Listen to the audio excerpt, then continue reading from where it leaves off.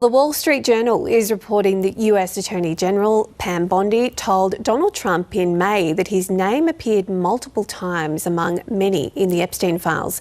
Let's go straight to North America correspondent Carrington Clark. Carrington, this is a wide-ranging saga. It's a lot of twists and turns. Take us through this new reporting. How significant is this?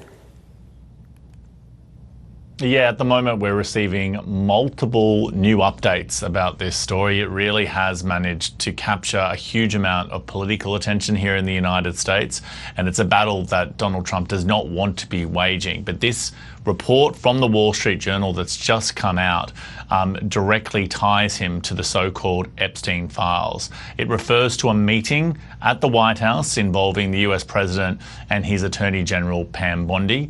They say at the time the meeting was about a range of issues, but during that meeting she directly told the President that his name was one among many high-profile names contained in the Epstein files. Now, just being in that report and being in those files does not indicate any wrongdoing, and the Attorney General said that she believed that many of the references were simply hearsay and were unsubstantiated. But Donald Trump, when he was asked whether he had been told that his name was in the so-called Epstein files, he denied it. So we are waiting to now see what the full response from the White House is.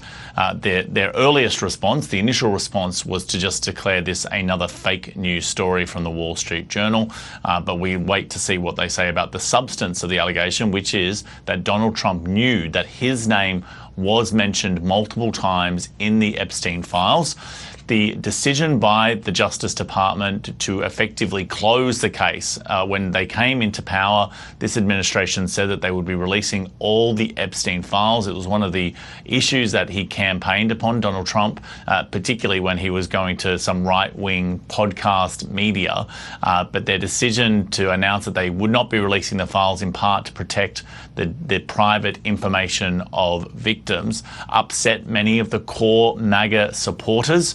And this just raises further questions about whether or not any self-interest was at play, given Donald Trump knew that his name was mentioned, according to this report. Now, this is happening at the same time that we've seen a committee here in the United States, in the US Congress, move to subpoena Ghislaine Maxwell. She was the woman who was also charged in relation to Jeffrey Epstein's crimes and is currently in prison.